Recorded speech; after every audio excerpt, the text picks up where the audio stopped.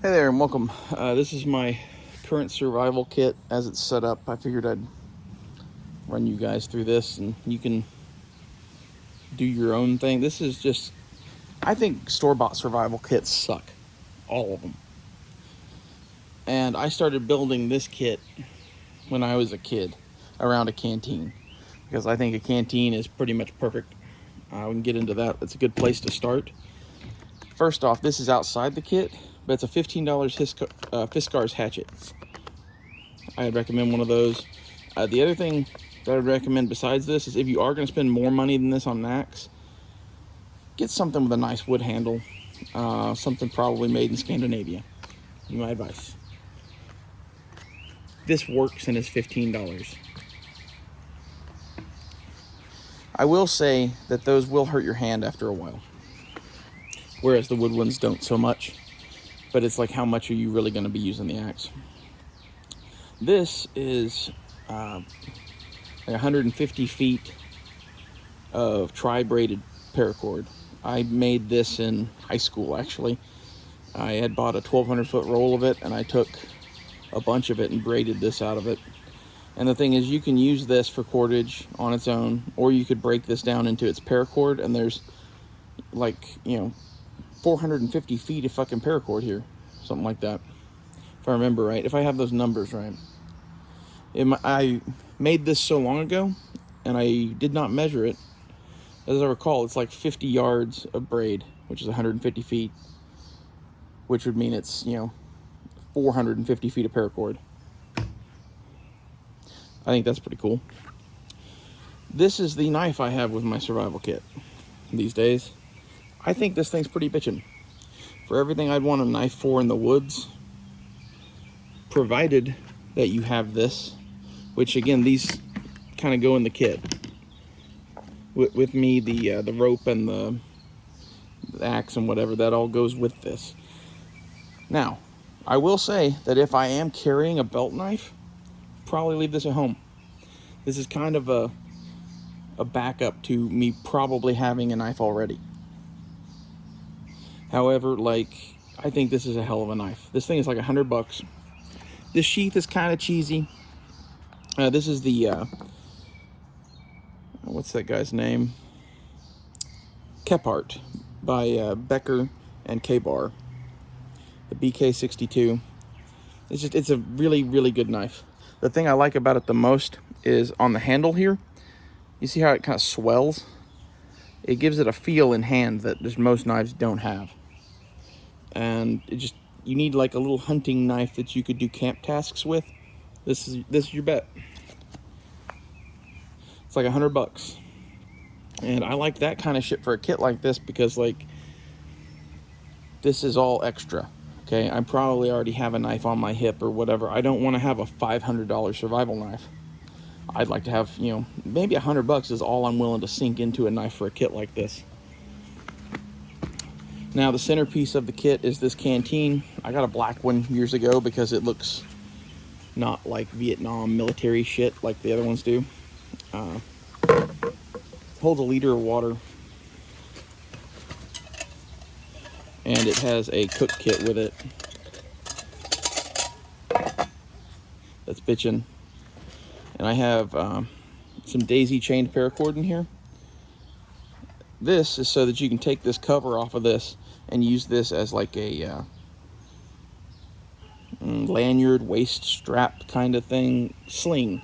It's like a sling for your canteen. It's like about 30 feet of mixed paracord. And this container here is made to go on a USGI belt, so you can put it on a belt too if you want. I'm not going to take that off of there, but it's just held on to this pouch by Alice Clips. This pouch is a Vanquist pouch. They make nylon tactical gear. I found this in a shop many moons ago. I don't even know if this still exists, but I would look for something kind of like this. There's a lot of shit here now, but backup knife. This is Mora for light my fire. So it has a fire steel in the handle. I think that's pretty dope. It's like a $20 knife. This thing I've had for forever because it was in Jurassic Park. I bought it in high school because I thought it was cool that Dr. Grant had it on his hip. It's a metal folding shovel. Before you criticize too much, the things that you can do with this size of a shovel in a survival situation are mini. This is really fucking cool. I wouldn't waste the 50 to 100 bucks I think these cost. But if you already have one, I would definitely throw it in a kit like this. I think it's fucking cool. You dig it. And then this is a Jetstream whistle. Any whistle would do. This one was cheap and looked good to me. This is a glasses cleaning gadget. I have it in there because I have glasses and shit. It's from Peeps. Gerber saw. These are like 12 bucks. If you want a better saw than this, get a Baco Laplander. But this thing works for, 10 or 12 bucks. I think it's a very cool saw. And it's also made by Fiskars. That's why we bought the Fiskars axe. Gerber sells those same axes, but they don't say Fiskars on them. They say Gerber, and they're like $50. That's stupid.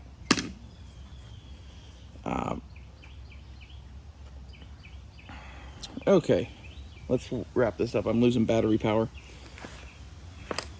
So, this is fat wood. I've talked about this before on various videos and Matt's chats and whatever, but it's a chunk of the base of a pine tree. And you want the stuff that looks all dark and feels plasticky like this, because this burns like gasoline. Like if I lit the end of this, it would burn like a torch. I think that's pretty cool. And you can scrape off shavings of it and light it with a ferro rod. This is just some Scotch-Brite. It's good for various things. Cleaning rust off of things mainly. This is a Swedish Light My Fire Steel Army. I would spend the money and get the Light My Fire Steels. I think they work a little bit better. This one's got miles on it, as you can tell. One of the things I always think is funny is in survival kits or whatever, everyone always has brand new ferro rods. And then the multi-tool in the kit, Leatherman Juice. Perfect multi-tool. It's super lightweight. It is a kind of a pocket tool, but this is meant to be a small light kit as much as it can be. These are lifeboat matches, magnesium bar. This is actually a flare gun. These twist onto here, and then you pull this and launch them. Called pin flares. It's an item that's hard to get a hold of, but I have cool shit. These are diamond sharpening bars. They're made by DMT. This one I actually bought at Sears. This is one of those little like Larry light things, which it actually needs new batteries, it looks like. And this is why you pre-flight your stuff. But this thing is like a small lantern, basically. I need to have some spare AAAs in here with it. I haven't done that. These are really, really nice, though. You could light up this whole area with just this light. And at least for a short-term solution, it's nice. This is a Survive Outdoors Longer blanket. They come in handy. Peterson Field Guide for Trees. Thank me later. Because, the bobber for the fishing kit as well. There's another book in here, and basically you need this book to interpret the survival manual for trees, because they just expect you to know a bunch of shit. They'll say something is like this, and you have to like look it up in there as to what it is. Just trust me, this book is like $10, and it's very handy to have. This is like a little mini kit that I packed. There's nails and fishing gear and matches, and there's even fucking a little bit of medical. And there's a little stream light in there too. I do not want to break these open, but these are essentially my Altoids 10 survival kit.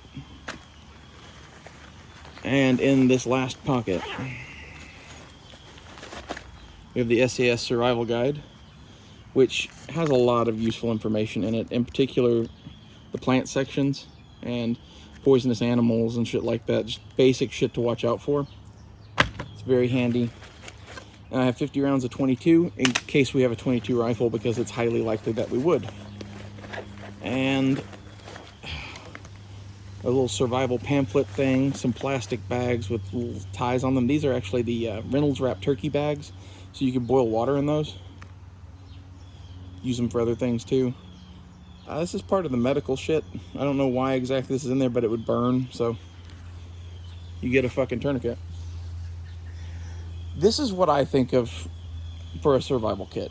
The only thing I would add to this, like I said, would be a takedown 22 rifle, which is why there's 22 ammo with it.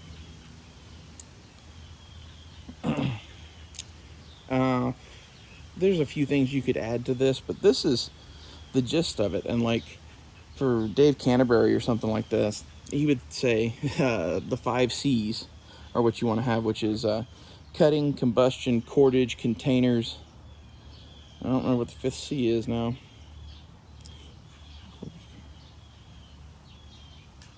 Containers. It doesn't matter. We have most of them covered here. If you remember what the 5th C is, and I don't, like, comment below. I'm curious to see how many of you are Dave Canterbury fans. I've always liked his shit, even before that whole dual survival fiasco. Honestly, I really liked him and Cody on that show. I think Cody Lundeen is a legit dude, and I think Dave Canterbury is actually a legit dude too. He just fucking lied about shit he did in the army, which is fucked up and wrong, but like, I'm willing to forgive him. I think most people are. Mainly because a lot of the shit that he does is like 1700 shit that they don't teach you in the army. Okay? In this mini kit, you'll see there's also a little miniature Bic lighter. And more fat wood, little knife, snare wire. All those medicines are in there too. I really like this bag because it has the orange on the inside, and it's kind of set up to like hold survival items. I don't know what I would buy now for a kit, because I bought this again in like 2008. This was all packed a long time ago, long enough ago that these batteries are dead. I added the machete to the outside of the fucking bug out kit bag, but that's really the only recent addition to this shit, other than I got this knife for it because I had always just had this in here, and I wanted a better knife for the kit. Let me know what you think. What would you change? What would you not change? Did this help you in any way? Would you build your own kit differently now? Tell me in the comments below, and I'll see you guys later.